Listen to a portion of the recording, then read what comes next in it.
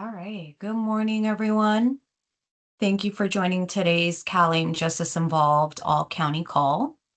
My name is Sheila Abuke. I'm the branch chief with the Justice Involved Reentry Services branch at the Department of Healthcare Services. And I will be helping facilitate today's session. I want to just quickly acknowledge there's a huge turnout in today's session, acknowledging, again, there's about 420 participants joining. I'm just going to give it a couple of moments or seconds here before we actually jump into today's session. While we're doing that, we can move on to the next slide. There's a couple things I would just like to get us grounded in before we begin today's session and get into the topics. Before we begin and go through today's agenda, I want to quickly just ground us into some of the housekeeping items. Please note that today's session is being recorded for note-taking purposes, but also to serve as a resource for participants who were not able to join today's call with us live. The recording will be shared out along with the meeting materials after today's call. As a reminder, again, today's call is scheduled from 10 a.m. to 11 a.m. We do ask that participants please stay muted unless you are speaking. Really, this is just to help us reduce any background noise. We also encourage folks to submit any questions that they may have throughout today's presentation in the chat. We will do our absolute best to address the questions while we receive them. And if not, we will make sure to follow up with those responses by the end of the meeting. Again, as I mentioned, we will make sure to send out today's agenda as well as the slide deck to all participants as well. Let's go ahead and move on to the next slide. All right, again, I'll just quickly introduce myself again for folks who may just be joining us. My name is Sheila Abuke. I'm the branch chief with the Justice Involved Reentry branch with the Department of Healthcare Services, and I'll be helping facilitate today's call. On today's agenda, we'll be covering a number of items, including some progress updates from our Deputy Director, Autumn Boylan. We'll also be providing some updates on our new readiness assessment, showing a demonstration video. We will also provide you with a Justice Involved screening portal update. We'll quickly run through some hot topics and themes that we've been tracking and also some forthcoming guidance. We'll quickly run through our managed care plans and correctional facility MOUs. Autumn's going to go ahead and ground us in the why and share some successful reentry testimonies. And then we'll open up the forum for any questions that participants may have. All right, on to the next slide, please. All right. So real quick before we go into all those items, really just want to ground us in the purpose of the All County Correctional Facility Call. This is going to be a new series that we are going to put on calendar on a regular cadence. We're looking to put this on calendar for the last Wednesday of every month, but essentially this series is really going to enable the Department of Healthcare Services to provide some timely and regular program updates to our partners. It's going to allow us to also highlight any operational changes, any previews to new tools or processes that we've created, and then really just ensure that counties have what they need to move forward confidently with implementation. We'll also use this space really to kind of clarify any common questions that counties are having, really give visibility into statewide progress, and then also maintain, again, just some alignment between the Department of Healthcare Services and our partners. It's going to allow our partners to also share best practices and also lessons learned. And then we'll also have the opportunity throughout some of these calls to provide technical assistance and support to counties who are implementing our efforts. Again, meeting summaries and FAQs will also be shared out following each session. And then again, the series is part of this new series is also going to be part of the Department of Healthcare Services larger monitoring and oversight strategy for the initiative. Let's go ahead and go on to the next slide. In addition to the all-county call and just our efforts in really sharing out timely updates, we are also going to be implementing a new county liaison model where this county liaison will serve as a primary Department of Healthcare Services point of contact for counties that are implementing the Justice Involved Reentry Initiative. Just a few quick highlights for our counties. It's going to really be a space where you can touch point and get that support that you need from your liaisons. Liaisons will maintain a regular scheduled check-in with our counties. They'll provide operational and policy updates, but also have the ability to offer any technical assistance as questions arise. It'll be an opportunity for readiness assessment support, acknowledging there are still some counties who are working through the readiness assessment. So your county liaison will be able to guide you through those requirements, whether if it's through the old readiness assessment or our new formats through the NINTEX form. Our county liaisons will also make sure that we're tracking and documenting all the necessary information that we need from counties. And again, as I mentioned, provide any technical assistant calls, but also have the opportunity to really share or flag implementation risk early on in the process. In addition to that, some counties who have already gone live or are planning to go live will also make sure that you get the opportunity to meet your county liaison through our meet and greets, but also through our scheduled county one-on-ones. And so a couple of our county liaisons have already reached out to our counties. We will continue to do that so that all counties are aware of who their county liaison is going to be. Great, awesome. With that, I'm going to hand over the presentation to Autumn Boylan, our Deputy Director, who will walk us through progress updates. Hello, thank you, Sheila, and thank you to the DHCS team for all the work that you put in to support our counties with implementation. But most importantly, thank you to all of our county correctional facility partners, our state partners at the California Department of Corrections and Rehabilitation, our county behavioral health directors and your teams, and our Medi Cal managed care plans. It really does take kind of all of us collaborating and working together to make sure that this program is a success. And so far, what we've learned is that we do have proof of concept that the program does and can work when there are strong connections between our correctional facility partners, our managed care plans, and our behavioral health plans. And so we're really excited to share some of the updates and progress of the program. We'll talk, as Sheila said, about some of the things that we know are still top of mind for all of you, and looking forward to today's discussion.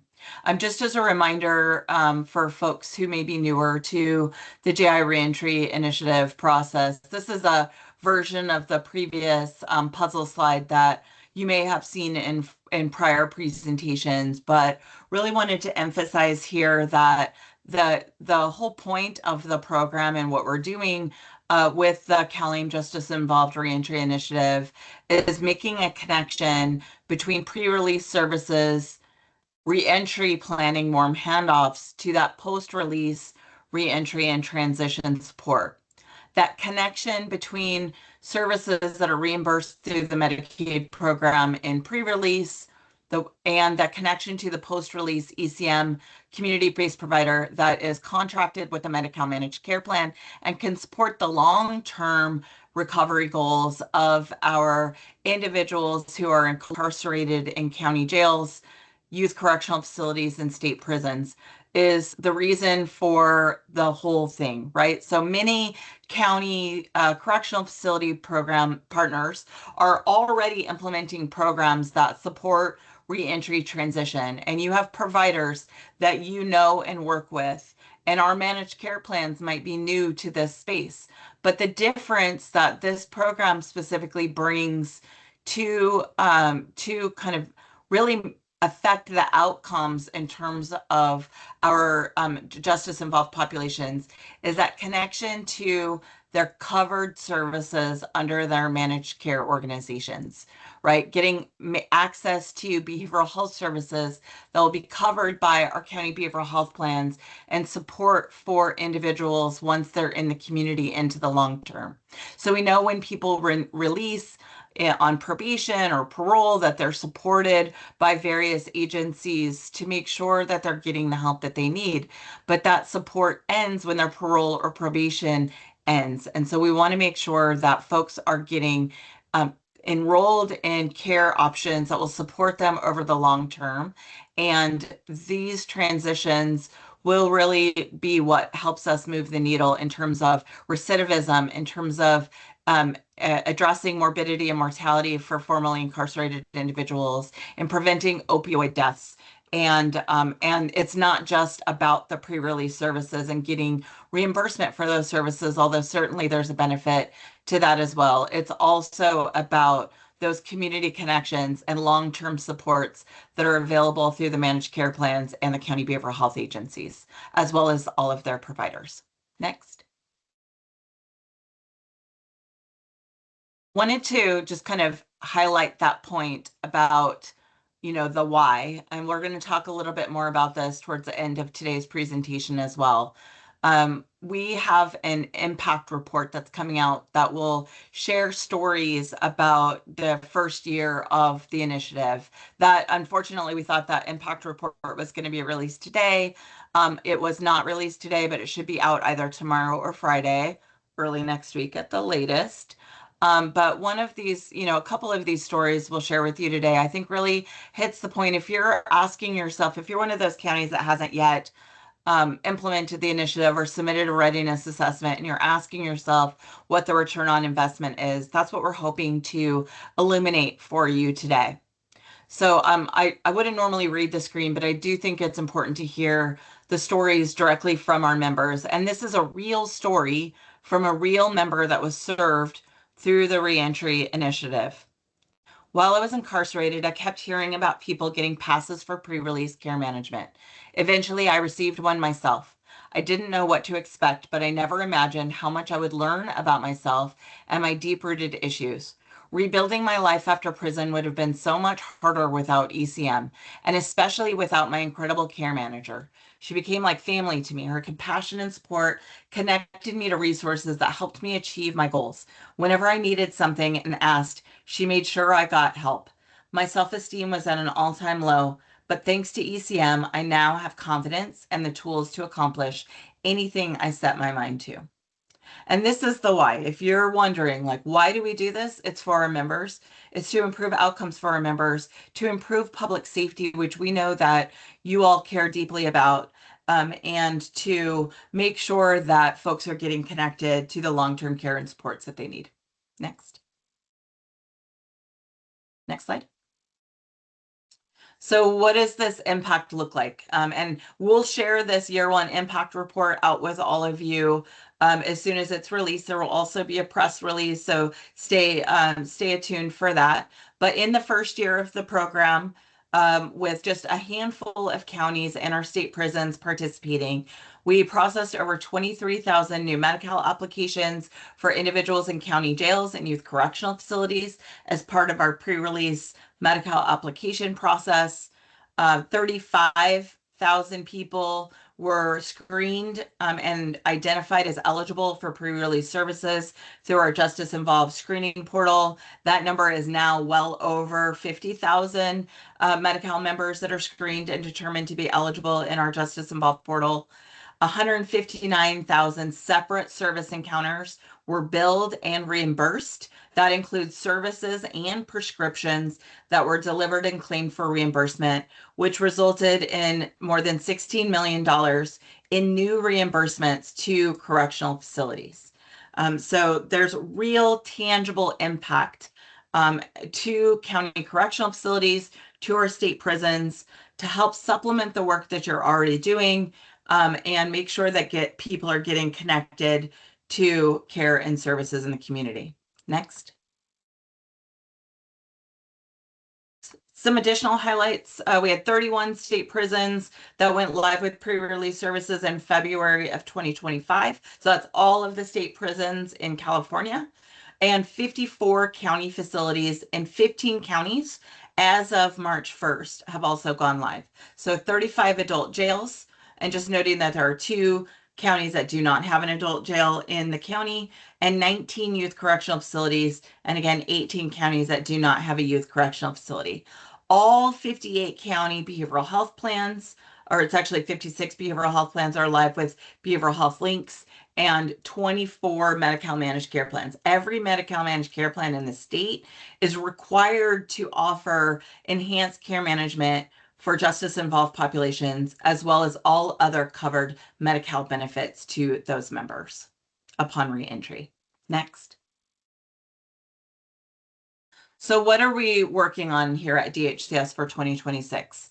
Our biggest priority for 2026 is making sure that those counties that have not yet gone live are going live by the October 1st go live deadline.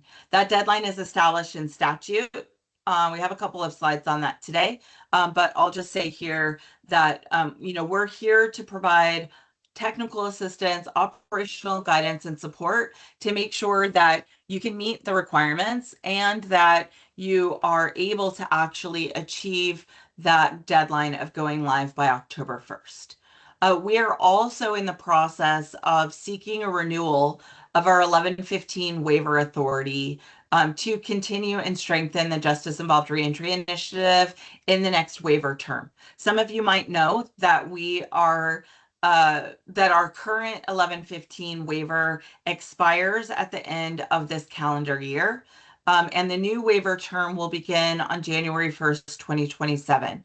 Everything that we've heard to date from the Centers for Medicare and Medicaid Services, from other states, and as we're having discussions with the federal government, is that this reentry initiative, which has taken off across the country in all kinds of states, red, blue, and purple, that this reentry initiative will continue in the next waiver period. So DHCS has no concerns about the renewal. We did just close the public comment period for our 1115 waiver renewal, and I know that we did get some comments from some of you about how the initiative is progressing. So we do have some opportunities, of course, in the next waiver period to continue to address some of the concerns and areas where you all have provided input. We're going to, again, talk about some of those today in terms of the hot topics. But what we've tried to do over the first year of this program, and will continue to do as we go forward, is make sure that we are responsive to the operational considerations at the local level, and that we actually are shaping this program in a way that will work and be feasible for county correctional facilities to implement. So, we are open to that input, and we continue to hear from you, and these meetings will be an opportunity for you to continue to provide your input and shape this program. I'll just remind folks too that we are the first state in the nation to go live with pre-release services. There are a couple of states now that have also gone live: Washington, Montana, for example, Massachusetts. But we were the first one. So we're figuring it out as we go with your help and support, and we'll continue to shape the program as we progress. Next. As I mentioned, there is a state mandate that requires all county correctional facilities to go live with the reentry initiative by October 1st. So we know that there are some counties that don't have a correctional facility, and you've asked for guidance. We're working on that, and we'll provide that in the coming weeks. We know that many of you will not fully meet all of the requirements by October 1st, and that's okay.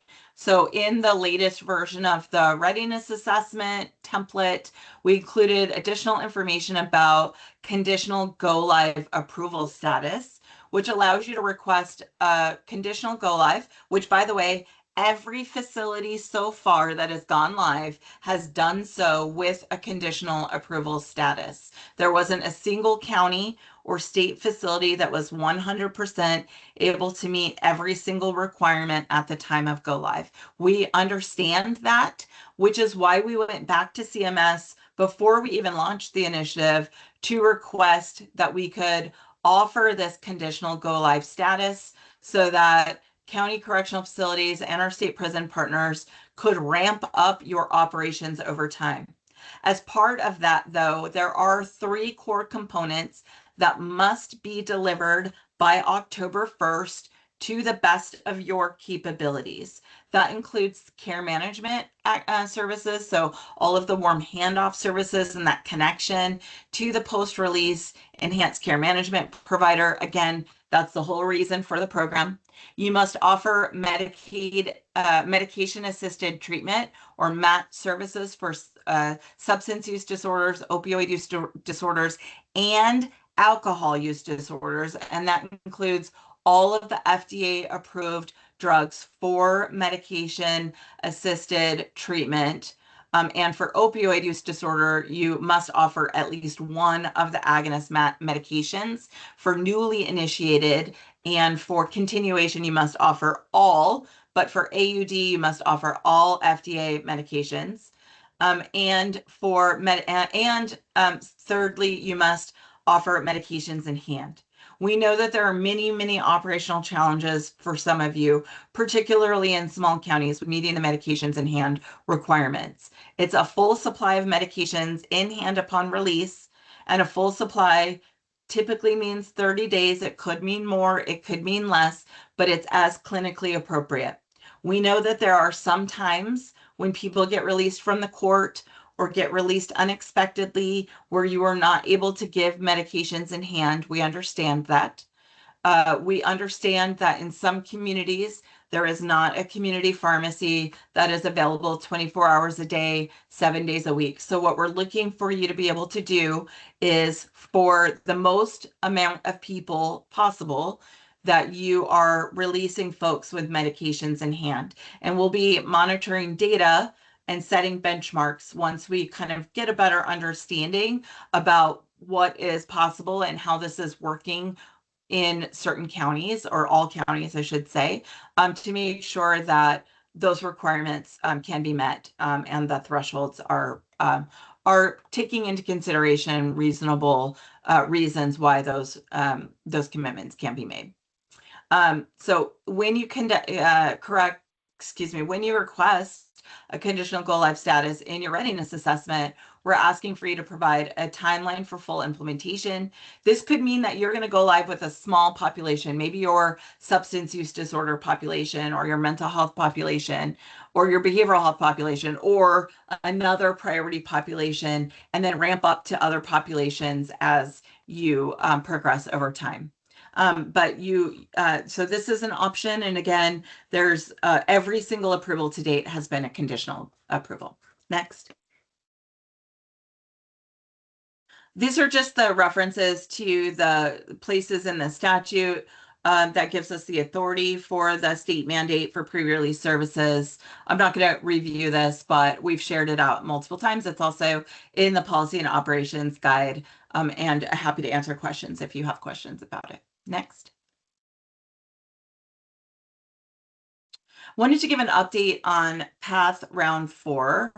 I know that it's been a long time since folks submitted applications for the Path Round 4 funding. We had $31 million available to support Path Round 4. It was leftover funds that were either unawarded or unclaimed by counties. We did kind of do a pretty intensive outreach to those counties that had not applied for funds to make sure that those funds were actually not going to be requested by those counties before we reassigned them. So that was part of the reason for the delay. But ultimately, we received applications requesting more than $350 million in funding. Of course, that led us to make some very hard decisions. We have finalized the round 4 awards. PCG, our third-party administrator for the PATH grants, will be sending award notices to county correctional facilities that were awarded. Only the county correctional facilities will receive a PATH Round 4 award. Again, we had to make some really hard decisions, but the explicit purpose of the additional fundings is to support the Go Live implementation for correctional facilities. So it'll be variable amounts, and we capped the amounts in 3 tiers. So $1 million will go to 12 counties who are making significant progress towards implementation, but have not yet gone live with pre-release services. 15 counties that have gone live with pre-release services will receive an award. And county correctional facilities that are making some progress toward implementation will receive an award of $300,000. So again, we know this isn't kind of what anybody wanted. We diced it and sliced it every possible which way. We consulted with our county association partners, and unfortunately, again, with 31 million available, but 350 million in requests, we had to make some hard decisions. But what we've tried to do here is make sure that we're giving money to the correctional facilities to support your go live, and trying to maximize that in as many counties as possible. Next. All right, so I'm going to turn it over to Jody, who's going to walk us through the new readiness assessment template and do a demo for us. Hi, everyone. Thanks, Autumn. You can go ahead and head on over to the next slide.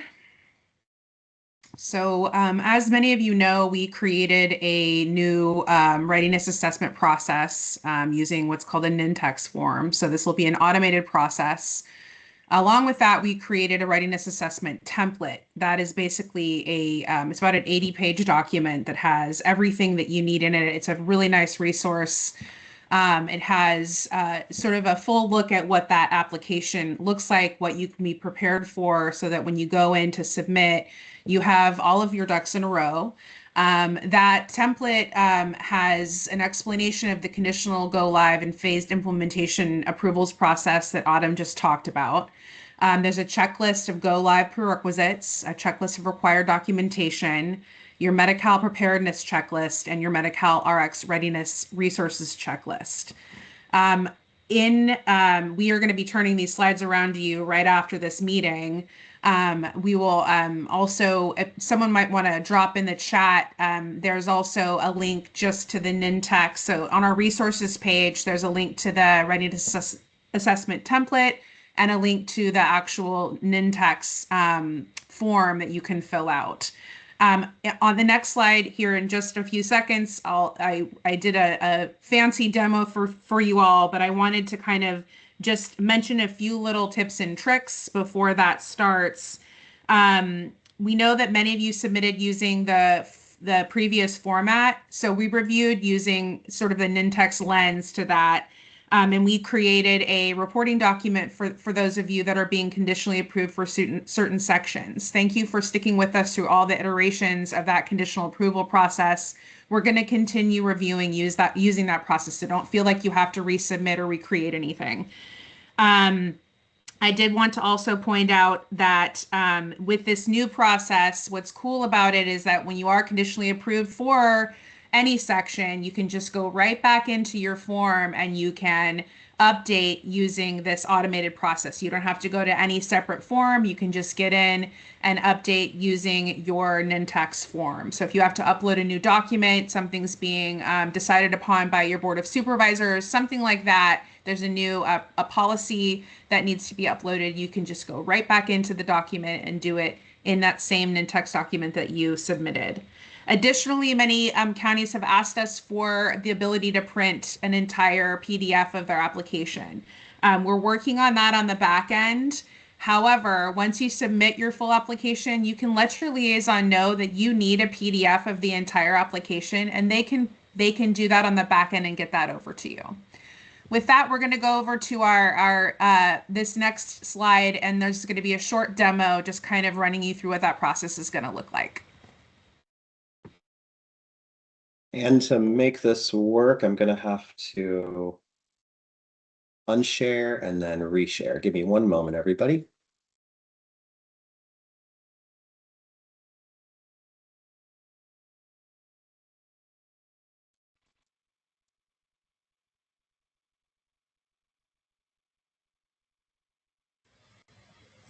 Hi, I'm going to walk you through how to access your readiness assessment survey and how to access some of the resources surrounding that and what everything's going to look like on the user end so that you sort of understand what this new process looks like.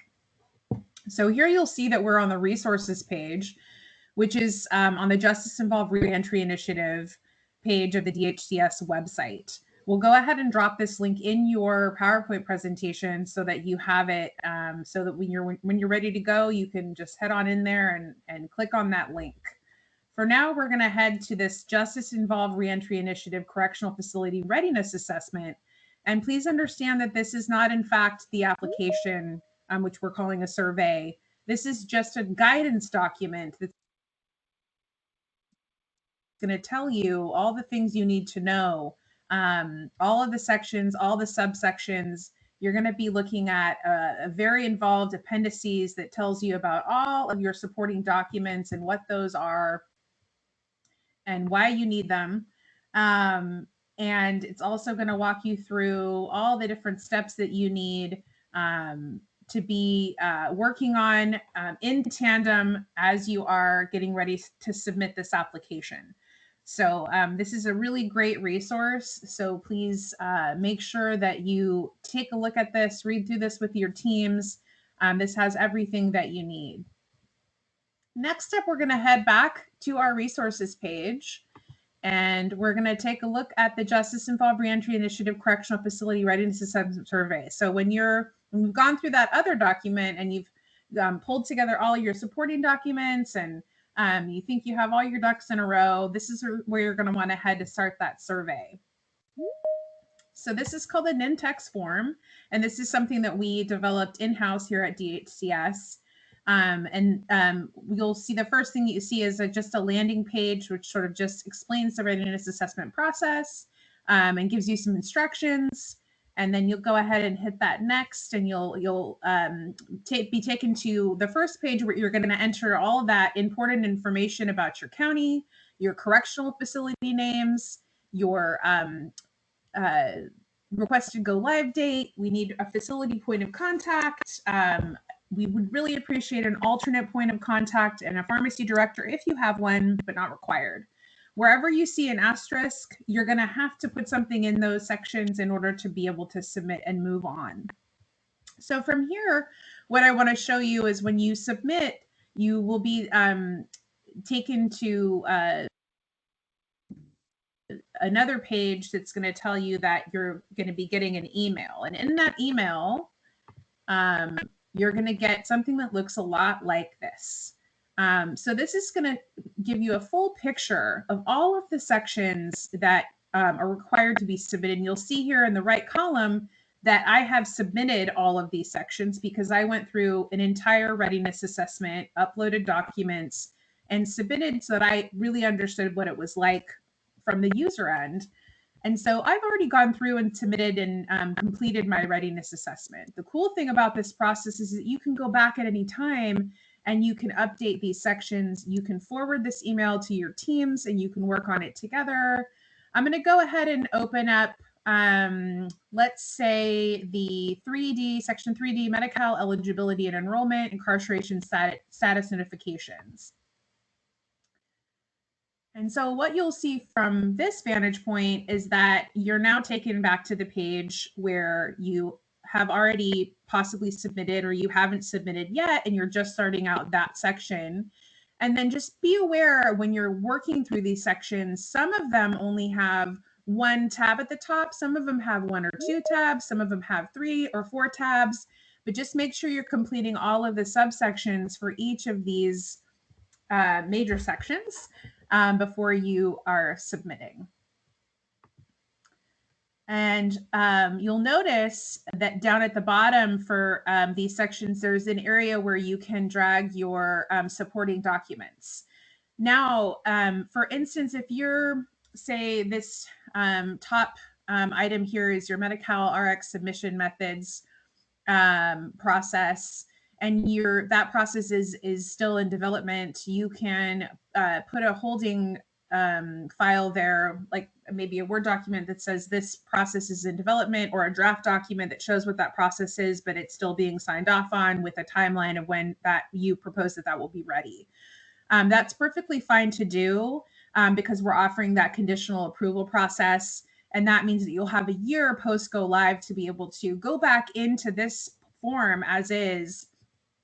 Remember that lovely email that I showed you? You can go back into these sections during your conditional approval process that year post go live, and you can update these sections with those supporting documents. So I hope that this helps a little bit. You could always reach out to us, reach out to your county liaisons, and let us know if you have any questions.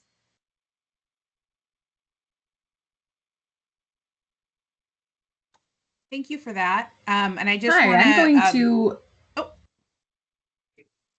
Thank you all. I just wanted to point out one more time that you can bounce around to sections. You don't have to go in order. So just keep that in mind. If you have other teams that need to work on certain sections at the same time, you can forward that email to your teams. So just keep that in mind. And with that, from here, I'm going to go ahead and hand this on over to Penny Sanchez and Cassandra Soto, who will be talking with you all about screening portal updates. Thanks so much. Thank you, Jody. Thank you very much, Jody. Hello, everyone. What I'd like to talk to you can go ahead and go to the next slide, please. So what I'd like to talk about next is some lesson learned that we got out of some of the early JI screening feedback we got from our county partners. So during the initial launch of our JI screening portal, we got some early feedback from our early adopters and some of the other counties that there was just some specific challenges, mostly around understanding how to use the portal and the fact that we could only do one transaction at a time. So as a result of that, DHCS engaged in some human-centered design workshops and really also looked at doing some extensive interviews with our early adopters to try to figure out what we could do to improve the user experience. So as a result of that, there were a few things that were done. Number one, we had the JI screening portal user guide that was created, and this really provides you kind of step-by-step how to use the JI screening portal, that was launched in October of 25. One of the other significant issues that was brought to our attention is that only being able to do a single transaction at a time by having somebody sit at a portal website and key data in was problematic, especially for our mid to large size counties. So we looked at how we could accommodate those counties, and it really wasn't a one size fits all. So what we did decide to do was really two large batch type interfaces that we could do. One was using the JI screening portal, where we introduced in September of 2025 an ability to do batches of 200. And that is a bulk upload process that allows counties to still interface with the JI screening portal, but actually do it as a batch interface. And an upload. The other one is we are currently in system test of an application programming interface, which is going to be a system to system transaction that will include all 7 transaction types that will allow your system to speak to meds directly to do the various transactions. And that JI application programming interface will be available to start user acceptance testing this spring. And we will be inviting counties to participate in UAT with us. So if there's counties out there that would like to engage early in the UAT process to bring up an API within your system, certainly reach out to your representatives at OSP and with Cass and her team, because we would like to understand who those counties are so we can move forward. If you can move to the next screen.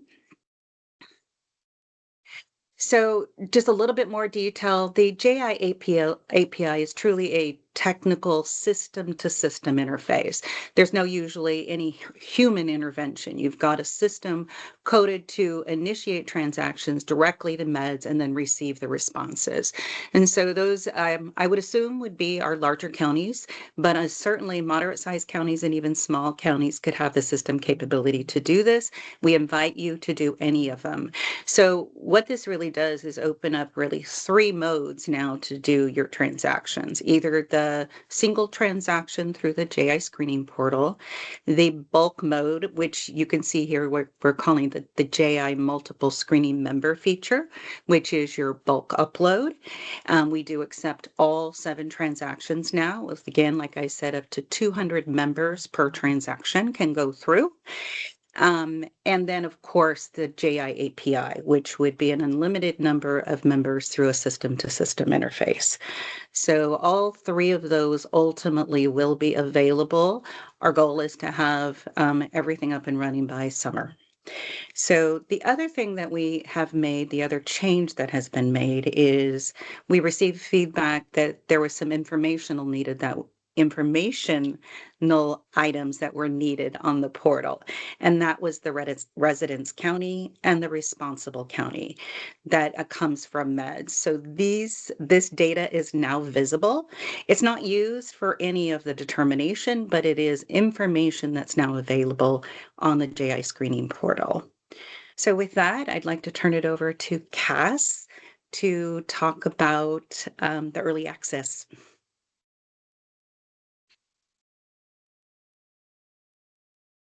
Thank you, Penny. Hello, all. My name is Cassandra Soto, and I serve as the chief for the Operations Management Branch. And today I'm going to speak on early access simulation, or what we would call EAS. So some might ask, what is it? EAS is a simulation environment that mirrors the JI screening provider portal and is intended to offer you all risk-free learning using test data. The correctional facility staff can choose to participate for up to 30 days, and upon requesting to participate, correctional facilities will receive one-on-one portal support from our JI support team. There is a requirement for EAS participation, that is that the correctional facility must have an approved MPI with DHCS, meaning that the provider application 1 must be submitted to, and then the second, and approved by the provider enrollment division. For more information or to request participation, please contact the email listed on the screen. And then now I'm going to hand this presentation back over to Autumn. Thank you all. Have a great day. All right. Thank you so much, Penny and Cassandra. We know, and even just looking at the comments today, some of the things that we continue to hear as hot topics, we are working to address in forthcoming guidance. So let's go to the first one on the next page. So we know, and many of you are even commenting in the Q&A in the chat today, that unknown release dates continue to be a challenge. We know that. We hear you, we understand it, and we are actually trying to figure out some ways that we might be able to provide solutions that will mitigate, but not completely solve, the issue of unknown release dates. So we did release, as part of our guidance, the short-term model to give some flexibility to adult jails and youth correctional facilities for when people are released, by giving suggested timelines for when certain activities might take place. But we know that even if somebody is incarcerated in a county jail for months, their release might still be unpredictable and unknown when exactly that's going to happen. We've been having some conversations with some of your colleagues who've already gone live to try to figure out some solutions for this. And we're working internally on a potential strategy here. It may take us some time to implement, but I think we're getting close to at least a partial solution for this, which we know is like one of, if not the biggest challenge to the Justice Involved pre-release program. This is true, by the way, across the country. So not just in California, but something that all of the states that are implementing the pre-release services are working on solutions around. And so, you know, we are committed to trying to at least give some additional flexibilities in the policy to make sure that this is accounted for and taken into consideration. Next. We also know that there's been a lot of questions about, you know, what codes can be billed for clinical consultation, for example. Our guidance already says evaluation and management codes, and not procedure codes for clinical consultation. So your office visits are all billable. We've had a lot of questions about what's billable for behavioral health links through what delivery system at DHCS, for example. And so we're working on some guidance that's actually very close. We'll send it out for public comment, and it will give some additional direction around which codes are eligible for reimbursement. And like really kind of lay out more specifically the subset of codes that are included for this program. So we think that that will be helpful guidance, and that should be coming soon. As a matter of fact, I'm expecting the next version of it this week. So we'll clean that up and get it out for public comment in the next week or so. But the team has been working really hard on kind of identifying, you know, all of the codes that are relevant for the Justice Involved Reentry Initiative, making sure that we're not excluding codes that are actually important to the work that you do. And we've been talking with some of our partners on some of those at the county level to make sure that we're not moving forward in error. But we will give you a chance to comment and tell us if you think that we've gotten it right or not before we publish it as final guidance for the program. Next. We've also been updating the policy and operations guide. What you're going to see in the next version of the guide is actually, we're going to kind of take it apart a little bit. Right now, it's over 200 pages of guidance, and there are a lot of topics covered. So we're going to start issuing kind of more foundational guidance that will be the regular guide. It'll have all of the kind of standard Medi Cal and waiver pieces in it. And then there will be standalone chapters to deal with the specific topics that you see on the screen, so that you can dig into whatever specific area of work that you're responsible for and not have to look for all of the information that pertains to a specific topic throughout the guide, but that you can just kind of click on the standalone chapter that is most relevant to whatever question you're trying to answer in that moment. And then going forward in the future, once all of these chapters are released, we'll start issuing more program policy letters that will be supplemental guidance to the policy and operations guide. And as we continue to shape the program, we will redline and update the guidance. But this will also allow us to update the guidance more quickly. Instead of updating 200 pages at once that covers the full scope of the program, we can update specific chapters and components of the guidance as necessary, which will allow us a much quicker turnaround, which we know has been a challenge for some of our county partners. So that's coming soon, and we'll be rolling that out in the various chapters. So the first chapters will be focused on kind of that standard overarching guidance.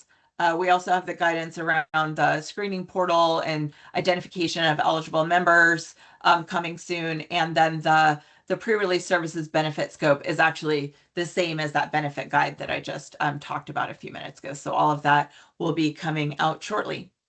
Next.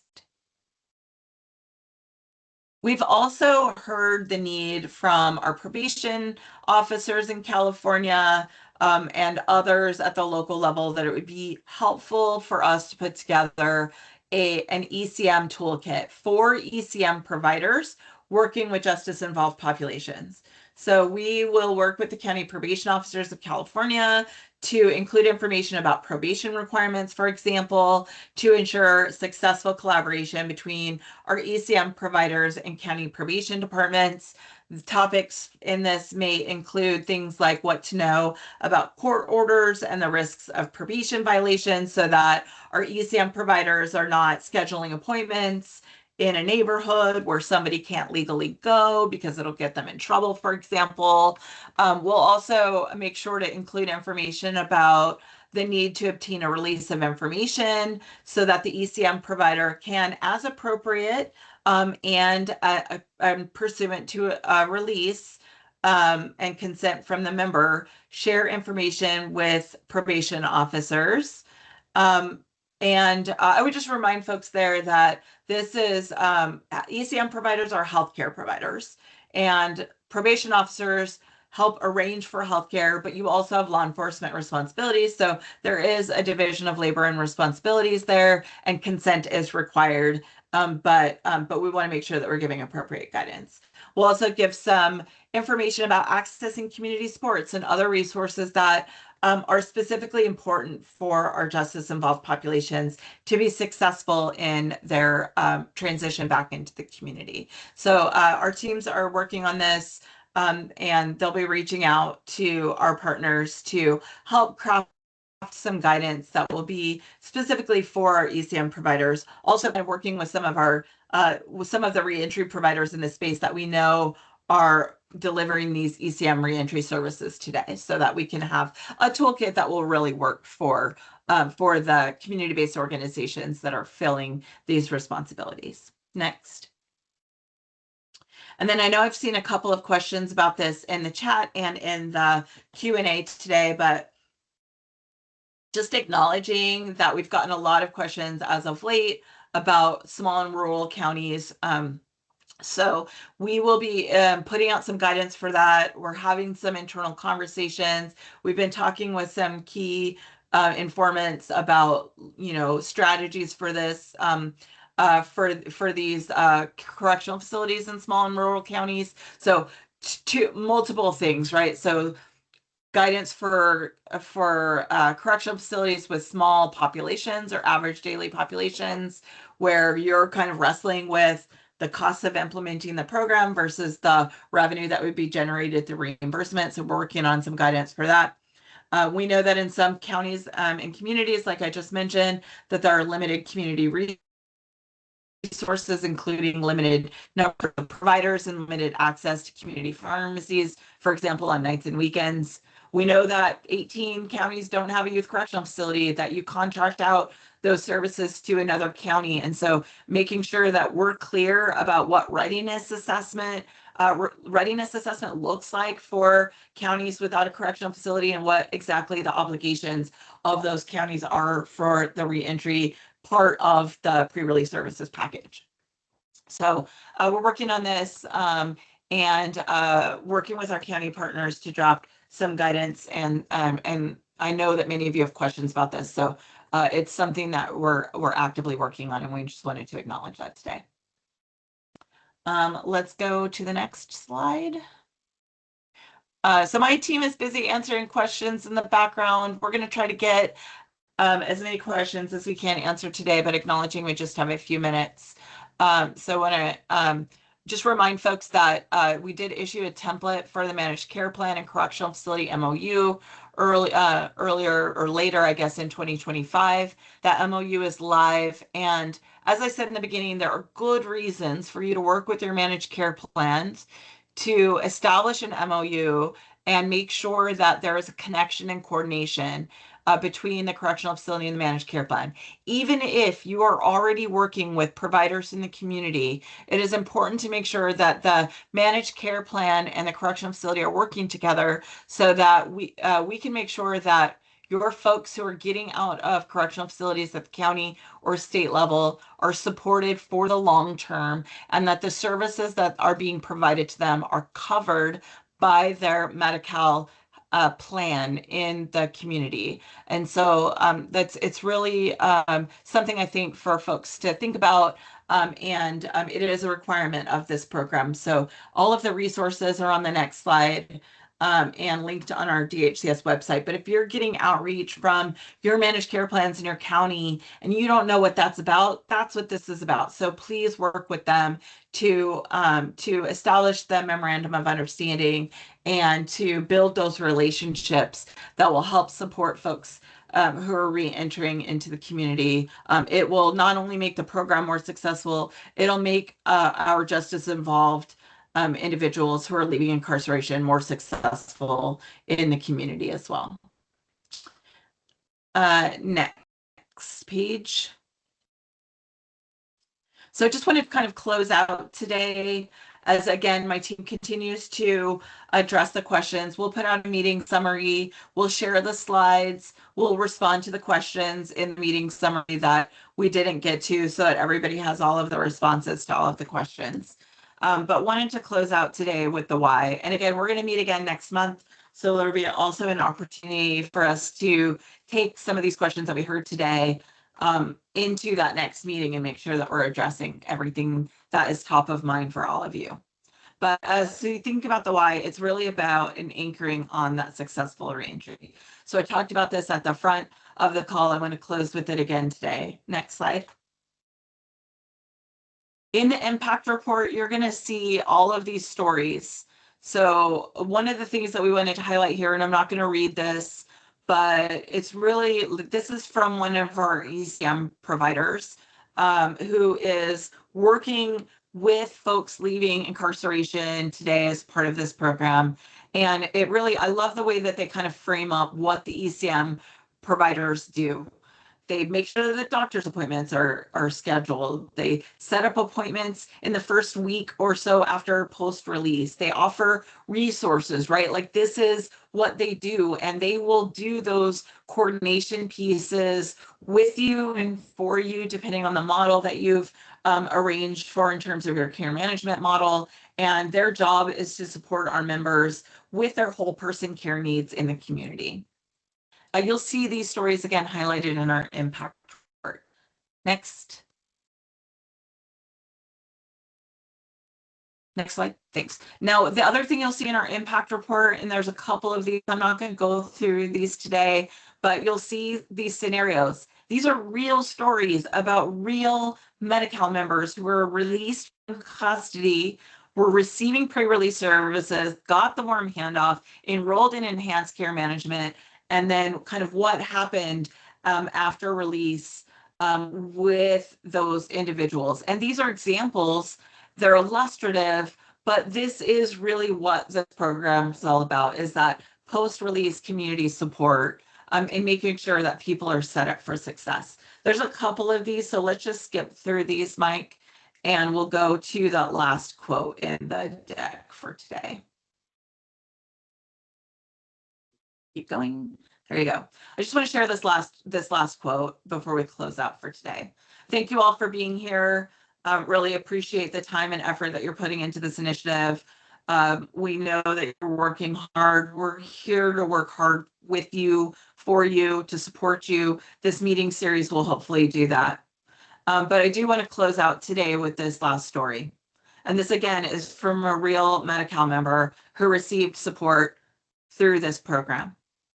I felt cared about, like I mattered to someone, and it felt good. It felt like I was worth it. I remembered being on drugs and homeless in the streets with no place to go. I knew I wanted to change, but I didn't know how. I'm grateful to my care manager for a lot.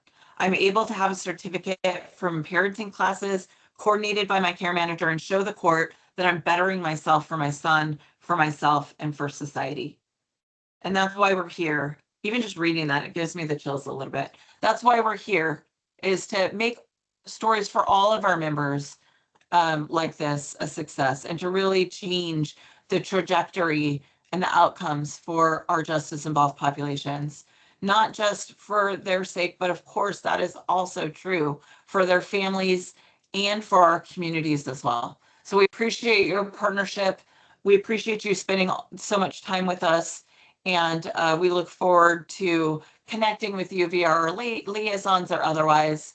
Thanks for joining us today. We'll see you next month. And we hope that this was helpful.